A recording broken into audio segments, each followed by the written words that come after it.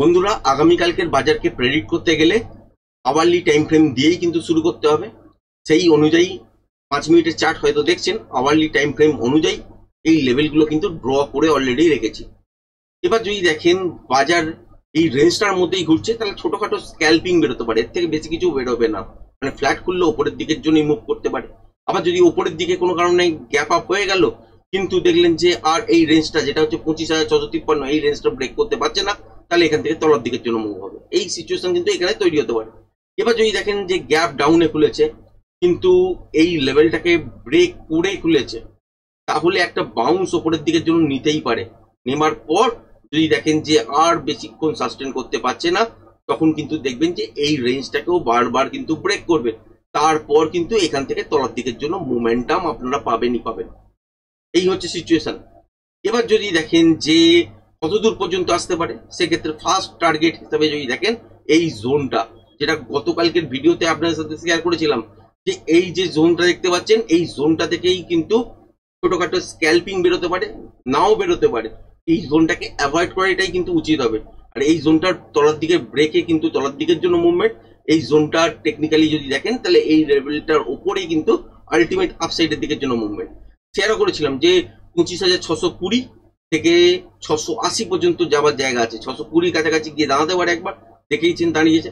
তারপর উপরের দিকের জন্য গেছে, কিন্তু সেটা হচ্ছে 653 পর্যন্ত গেছে, 680 পর্যন্ত যায়নি। যাই হোক, লাইভ মার্কেটের মধ্যে আপনার সাথে শেয়ার করছিলাম। আর এখান থেকে উপরের দিকের জন্য বিশেষ কিছু মুভমেন্ট দেখবেন না, কিন্তু যেই অনুযায়ী আছে তো ডবল টপের কাছাকাছি দেখবেন। তো সেই ডবল টপটাই আজকের দিনে দেখতে পেয়েছেন। তারপর বাজার দেখতে পেয়েছেন তলার দিকের জন্য মুভমেন্ট করেছে। তো কালকের দিনের জন্য যদি সিচুয়েশন দেখেন, তাহলে সেক্ষেত্রে গ্যাপ ডাউনে এই রেঞ্জটার তলায় যদি কোনো কারণে খোলে, তাহলে এখান থেকে বাউন্স নিতেই পারে, কিন্তু সাস্টেন না করার চান্সই বেশি থাকবে। আর যদি সাস্টেন না করতে পারে, তাহলে তলার দিকের জন্য মুভমেন্ট দেখবেন কতদূর পর্যন্ত, 25,460 450 পর্যন্ত মোমেন্টাম পাস দেখবেন। তারপরে যদি কন্টিনিউশন প্যাটার্ন তলার দিকে তৈরি করে, এই মুভটাতেও দাঁড়াবে না, এখান থেকেও কিন্তু তলার দিকে। এবং সেক্ষেত্রে টার্গেট হিসাবে আপনারা কিন্তু 25,320 বা এর তলায় 280 এসব জায়গার কাছাকাছি পর্যন্ত যেতে পারে। কারণ হচ্ছে একটা ট্রেন্ডিং টাইপের মুভমেন্ট কিন্তু কালকের দিনে বাজারে হতে পারে। তার সঙ্গে সঙ্গে নিফটির এক্সপায়ারি কিন্তু আছে। এবার যদি দেখেন যে বাজার খুলেছে ফ্ল্যাট, কিন্তু তলার দিকে আর কিছুতেই ব্রেক করেনি, তলা উপরে গেছে, তলায় এসছে, কিন্তু ব্রেক করতে চাইছে না, তাহলে সেক্ষেত্রে কি হবে, ছোটখাটো স্ক্যাল্পিং মুভ বেরোতে পারে উপরের দিকের জন্য। কতদূর পর্যন্ত, যে রেঞ্জটা অলরেডি ড্র করা আছে সেই রেঞ্জটা পর্যন্তই কিন্তু আপনারা দেখতে পারবেন। এর থেকে বেশি কিছু আপাতত ডিস্ট্রিক্টে দেখতে পাবেন না। এর ওপর যদি বাজারকে চলতে হয়, তাহলে কিন্তু এখান থেকে ইন্টারডেতে ফ্রেশ প্রাইস অ্যাকশন তৈরি হবে, তারপরেই কিন্তু ডিসাইড করতে হবে। কারণ এখান থেকে বসে সারা দিনের মুভ কালকে কি হবে সেটা কিন্তু ডিসাইড করা যায় না।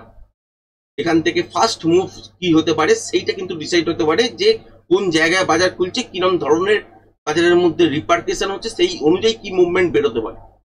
সেই জন্যই বলি যে মোমেন্টামটাকে খেয়াল করবেন প্রথমের ট্রেডটাতে।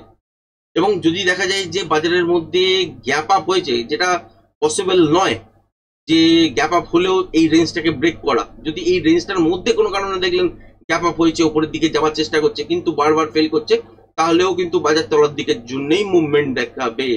সেক্ষেত্রে তখন সাপোর্ট হিসেবে আপনারা ধরতে পারেন 25,560-62। তারপর হচ্ছে তলার দিকের জন্য, যদি কন্টিনিউশন প্যাটার্ন করে তাহলে। আর যদি না করে, তাহলে রিভার্সাল প্যাটার্ন করলে আবার উপরের দিকের জন্য। কিন্তু কালকের দিনে একটা বড় মুভমেন্ট হয়ে যাবার সম্ভাবনা কিন্তু থাকবে।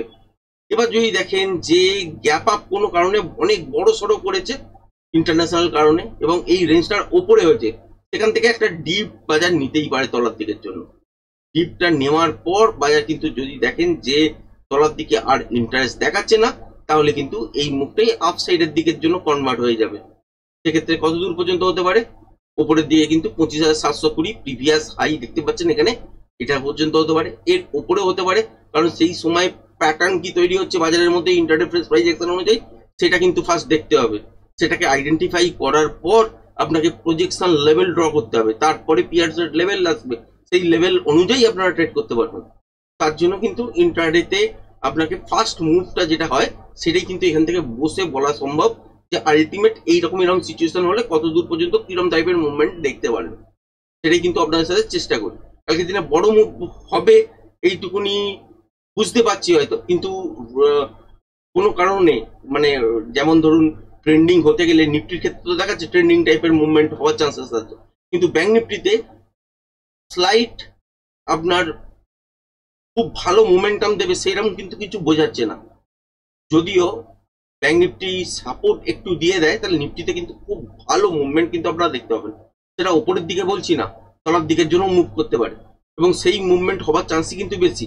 যদি ছোটখাটো গ্যাপ আপ কোনো কারণে দেখতে পাই, যে আমরা কালকের দিনে সম্ভবত এইরকম টাইপের যদি কোনো গ্যাপ আপ দেখতে পেলাম, ধরুন এরকম টাইপের গ্যাপ আপ হলো, উপরের দিকে আবার কিছুটা গেল, তারপর তলার দিকের জন্য ইন্টারেস্ট দেখাচ্ছে কিন্তু আর ব্রেক করতে চাইছে না, সেক্ষেত্রে হয়তো 19-20 মুভমেন্ট উপরের দিকে করার চেষ্টা করবে।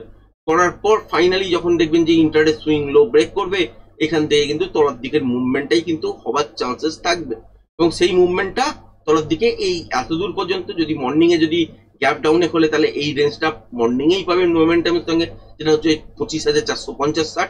আর এর তলাতেও যদি এইখানে কোনো রকম আমরা দেখতে পাই যে কন্টিনিউশন প্যাটার্ন তৈরি হচ্ছে, তাহলে সেই প্যাটার্ন অনুযায়ী আরো তলার দিকের মুভ বা এই সব জায়গার কাছাকাছি পর্যন্ত টার্গেট হতে পারে।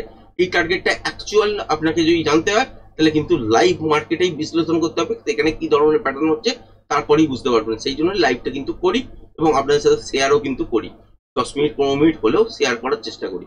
আচ্ছা, এবার হচ্ছে ব্যাংক নিফটির ক্ষেত্রে যদি দেখেন, ব্যাংক নিফটির ক্ষেত্রেও সিচুয়েশন সেম। এইটা হচ্ছে রেঞ্জ, যদি ওপরের দিকটা করলো, কিন্তু ওপরের দিকে 58,100 এই লেভেলটাকে ব্রেক করতে পারলো না, গ্যাপ আপের সঙ্গে করলো, এবং তলার দিকে জিগজ্যাগ এরকম টাইপের কোনো মুভমেন্ট করলো, তাহলে আলটিমেট জানবেন এখান থেকে তলার দিকের জন্যই মুভমেন্ট হবে। এটা হচ্ছে স্ক্যাল্পিং মুভমেন্ট এই রেঞ্জটার মধ্যে। এবার এখান থেকেও আবার ওপরের দিকের জন্য ঘুরে যেতে পারে। এখানে ডিসাইড কিন্তু তখনই হবে যদি উপরের দিকে খোলে, তাহলে একটা স্ক্যাল্পিং মুভমেন্ট মর্নিং এর দিকে পেলেন, সেই তারপর যদি ইন্টারফেস প্রাইজেকশন অনুযায়ী এখানে কন্টিনিউশন প্যাটার্ন তৈরি হলো, তাহলে নেক্সট মুভ তলার দিকের জন্য পাবেন। বা কোনো কারণে দেখলেন যে গ্যাপ আপ তো হলো, এত বড় হয়তো হলো না, এইসব জায়গায় ছোটখাটো গ্যাপ আপ হলো, বারবার উপরে যাওয়ার চেষ্টা করছে, ফেল্ড হয়ে যাচ্ছে, তখন কিন্তু দেখবেন যে বাজারের কিন্তু তলার দিকের জন্যই ultimate intraday swing low break করা মাত্রই তলার দিকের জন্য মুভ দেখাচ্ছে। কত দূর পর্যন্ত দেখাতে পারে?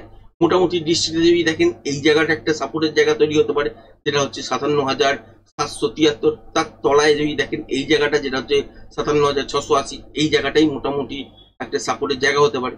এরপর দেখতে হবে এই মোমেন্টামটার পর বাজারের মধ্যে কন্টিনিউশন প্যাটার্ন তৈরি হচ্ছে কিনা। যদি কন্টিনিউশন প্যাটার্ন তৈরি হয়, তাহলে এই রেঞ্জটাকে ব্রেক করার পর আবার নেক্সট মুভ কিন্তু তলার দিকের জন্য হতে পারে। সেই মুভমেন্টটা কোথায় গিয়ে দাঁড়াবে, সেটা ইন্টারডে ফ্রেশ প্রাইজেকশন দেখলে তখনই কিন্তু বুঝতে পারবেন যে আলটিমেট এই যে তলার দিকের জন্য যে মুভমেন্টটা হচ্ছে, সেই মুভমেন্টটা ফ্রেশ প্রাইজেকশন অনুযায়ী, বাজারের মধ্যে প্যাটার্ন অনুযায়ী কিরম ধরনের মুভ হয়েছে, তার প্রজেকশন লেভেল ড্র করার পর পিআরসি লেভেল যখন সেট হবে, তখনই কিন্তু আপনি বুঝতে পারবেন যে অ্যাকচুয়াল মুভ কত দূর পর্যন্ত তলার দিকের জন্য আসতে পারে। চান্সেস কিন্তু এই রকমই তৈরি হয়ে আছে। এবার গ্যাপ আপ বা এই রেঞ্জটা নিফটির ক্ষেত্রে যদি দেখেন 25,650 ওপরে চলা বা 58,100 ওপরে ব্যাংক নিফটিতে চলা, এটা কিন্তু যেটা এই মুহূর্তে সিচুয়েশন হয়ে আছে, চলাটা এই মুহূর্তে ডিফিকাল্ট আছে। তো যদি কোনো বড় সড়ো গ্যাপ আপ হলো, এই রেঞ্জটার ওপর কন্টিনিউ মর্নিং থেকেই সাস্টেন করতে শুরু করলো, তখন মুভটা উপরের দিকের জন্য কন্টিনিউ হতে পারে। আদারওয়াইজ ছোটখাটো গ্যাপ আপ হলো বা গ্যাপ ডাউন হলো, আলটিমেট কিন্তু তলার দিকের জন্যই মুভমেন্ট হবে, এইটুকুনি কিন্তু যেন মনে হচ্ছে। তবুও আপনার সাথে রেঞ্জটা দেখে মানে সিলেক্ট করে দিয়েছি, যে ব্যাংক নিফটির ক্ষেত্রে হচ্ছে 58,100 থেকে তলার দিকে হচ্ছে 57,877। এই রেঞ্জটার মধ্যে যদি বাজার দেখেন যে আছে বা তলার দিকের জন্য ব্রেক করছে না, তাহলে কিন্তু সেল কিন্তু প্রপার ওয়েতে আসবে না। ছোটখাটো সেল উপরের দিকে যদি খুলে যায়, তাহলে সেক্ষেত্রে আসতে পারে, কিন্তু এই রেঞ্জটা ব্রেক করা কিন্তু জরুরি, তবেই কিন্তু নেক্সট মুভ তলার দিকের জন্য দেখতে পাবেন। বা যদি উপরের দিকে হতে হয়, তাহলে হচ্ছে 58,100 উপরে গিয়ে কন্টিনিউ সাস্টেন হতে হবে, তবে গিয়ে আপসাইডের দিকের জন্য মুভমেন্ট আসবে, তাহলে আগে কিন্তু হবে না। ব্যাংক নিফটির ক্ষেত্রে তো এইটা গেল। নিফটির ক্ষেত্রেও সেম সিচুয়েশন, 25,650 ওপর 50-53 যেটাই হাই দিচ্ছেন না কেন, এর উপর গ্যাপ আপ হতে হবে, হওয়ার পর ছোটখাটো ডিপ নিয়ে সাস্টেন করতে হবে, তবেই কিন্তু আপসাইডের দিকের জন্য মুভমেন্ট আপনারা দেখতে পাবেন। তারপর ইন্টারডে ফ্রেশ প্রাইস অ্যাকশন অনুযায়ী যদি কন্টিনিউশন প্যাটার্ন আরো বড় মুভ হবে হয়তো আপসাইডের দিকের জন্য, কিন্তু আলটিমেট যদি দেখেন বাজারের মধ্যে এখান থেকে এত বড় গ্যাপ আপে খোলা, প্রায় 100 পয়েন্টের ওপর গ্যাপ আপে খুলে সেখানে গিয়ে স্টে করা, সেটা কিন্তু কোয়াইট ইম্পসিবল লাগছে এই মুহূর্তে। ছোটখাটো গ্যাপ আপ হতেই পারে, হওয়ার পর যদি ইন্টারডে রেঞ্জটা আবার ব্রেক করে, সেক্ষেত্রে মর্নিং এই একটা সেল অফ পাবেন, সেক্ষেত্রে সুন্দর একটা মুভমেন্ট তলার দিকের জন্য 25,460 এর কাছাকাছি পর্যন্ত পেতে পারেন, 460, 450 পর্যন্ত বা আরেকটু তলায়। যতক্ষণ মোমেন্টাম থাকবে ততক্ষণ পর্যন্ত ধরার চেষ্টা করুন, তারপর প্যাটার্ন কি তৈরি হচ্ছে সেটা দেখুন। যদি রিভার্সাল প্যাটার্ন এখানে তৈরি হয়, এখান থেকে আবার উপরের দিকের জন্য মুভমেন্ট দেখতে পাবেন। আর যদি কন্টিনিউশন প্যাটার্ন তৈরি হয় তাহলে কিন্তু এখান থেকে আরো তলার দিকের জন্য মুভমেন্ট হবে, সেটা হওয়ারই চান্সেস কিন্তু বেশি লাগছে। এবার যদি গ্যাপ ডাউনে খোলে ক্লিয়ার কাট, সেক্ষেত্রে আপনারা বুঝেই যাবেন ছোটখাটো বাউন্সের পর একটা বড় সেল অফ আসতে পারে। সেকেন্ডটা আপনারা সেকেন্ড ট্রেড যখন সেকেন্ড হাফের জন্য তৈরি হবে, তো সেই ট্রেডটার জন্য কন্টিনিউশন প্যাটার্ন লাগবে। যদি কন্টিনিউশন প্যাটার্ন হওয়ার চান্সই বেশি, যদি হয়ে যায় তাহলে আলটিমেট আরো সুন্দর মুভমেন্ট কিন্তু সেকেন্ড হাফের জন্য আপনারা দেখতে পাবেন এবং অপেক্ষা করছে অলরেডি। তো আশা করছি যে বাজারের মধ্যে যেরকম মুভমেন্ট হচ্ছে সেক্ষেত্রে ছোটখাটো গ্যাপ আপ এর সঙ্গে খুলেও তলার দিকের জন্য কিন্তু বাজার আসতে পারে। খুব সুন্দর মুভমেন্ট তলার দিকের জন্য আপনারা দেখতে পারেন কালকের দিনে। এবার যদি কোনো কারণে দেখলেন যে গ্যাপ ডাউনেই খুলে গেছে আর ওপরের দিকে বাউন্স ব্যাক তো করেছে কিন্তু সাস্টেন করতে পারছে না, তাহলে ক্লিয়ার কাট মেসেজ থাকছেই যে এখান থেকে একটা সেল অফ সুন্দর আপনারা দেখতে চলেছেন। আর যদি বাজার গ্যাপ আপে ছোটখাটো খুললো বা ফ্ল্যাট খুলে ওপরের দিকে তলার দিকে উপরের দিকে তলার দিকে এইরকম সিচুয়েশন তৈরি করলো তারপর ব্রেক করলো, তাহলে একটু লেট হয়তো হবে, মর্নিং এর দিকে সেটা হয়তো সেরকম ভাবে পাবেন না, কিন্তু তাতেও সুন্দর মুভমেন্ট কিন্তু হওয়ার চান্সেস আছে। এবার এই মুহূর্তে ভিউ অনুযায়ী আমি আপনাদের সাথে সেলের দিকেই দেখানোর চেষ্টা করছি, আপসাইডের দিকের জন্য দেখানোর চেষ্টা করছি না। যদি এইসব জায়গায় কোনো কারণে দেখেন যে রিভার্সাল প্যাটার্ন তৈরি হয়ে গেছে, তখন কিন্তু ইন্টারডে ফ্রেশ প্রাইস অ্যাকশন যেরকম যেরকম চলবে সেই অনুযায়ী আপনাদের সাথে শেয়ার করা যাবে। কিন্তু মোটামুটি ফার্স্ট মুভ এইরকম পেলে সব থেকে বেটার কিন্তু একটা সেল পজিশন আমরা পেতে পারি। সেকেন্ড হাফে যদি কন্টিনিউশন প্যাটার্ন হয় আবারও কিন্তু একটা সেল পেতে পারি। এইটুকুনি আপনাদের সাথে শেয়ার করলাম। এরপরে ইন্টারডে ফ্রেশ প্রাইস অ্যাকশন যতক্ষণ না দেখতে পাচ্ছি বা চলছে ততক্ষণ পর্যন্ত সেকেন্ড মুভ কি হবে বা কত দূর পর্যন্ত যাবে সেটা কিন্তু বলা যায় না, টেকনিক্যালি যায় না, কারণ মাপ থাকে প্রত্যেকটা জিনিসের। সেই মাপ অনুযায়ী কি রিয়াকশন দেবে সেইগুলোই প্রেডিক্ট করা হচ্ছে কাজ। সেই মাপটা যতক্ষণ না দেখতে পাচ্ছেন ততক্ষণ পর্যন্ত কানার মতন বলে তো কোনো লাভ নেই। তো সেই জন্য আপনাদের সাথে যেটা শেয়ার করলাম সেটা মর্নিং এর মুভ, যে এই সিচুয়েশন গুলো যদি দেখতে পান তাহলে কিরকম ধরনের মুভমেন্ট হতে পারে।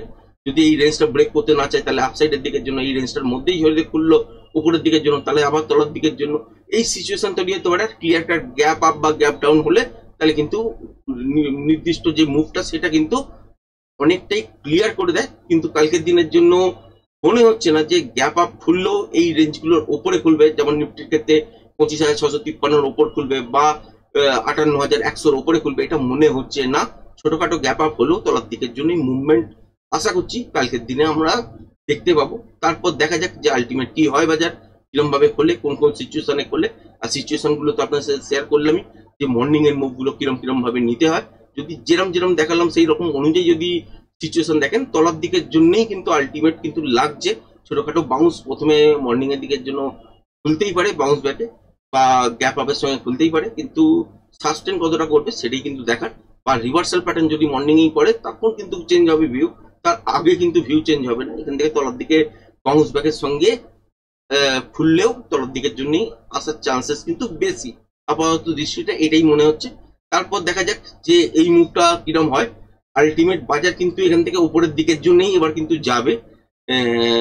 অনেকেই হয়তো ভিডিও বানাচ্ছেন যে এখান থেকে ক্র্যাশ হবে বা কালকের যদি একটা বড় সেল অফ দেখতে পান তারপরেও কিন্তু অনেকে ভিডিও বানাবে যে এখান থেকে ক্র্যাশ হয়ে গেল বাজার, এখান থেকে বাজারে কত দূর তলার দিকের জন্য। আলটিমেট কিন্তু কালকের দিনে যদি সেল হয়ে যায় তারপরে কিন্তু এখান থেকে উপরের দিকের জন্যই মুভমেন্ট কিন্তু আপনারা দেখতে পাবেন। যাই হোক দেখা যাক যে আলটিমেট কালকের দিনে কি হয়, সেটার উপরই ডিপেন্ড করে আছি। কিন্তু কালকের দিনে একটা ভালো মুভমেন্ট বেরোতে পারে, সেটার দিকে কিন্তু নজর রাখবেন। তো আজকের ভিডিওটা এই পর্যন্তই রাখছি, ধন্যবাদ।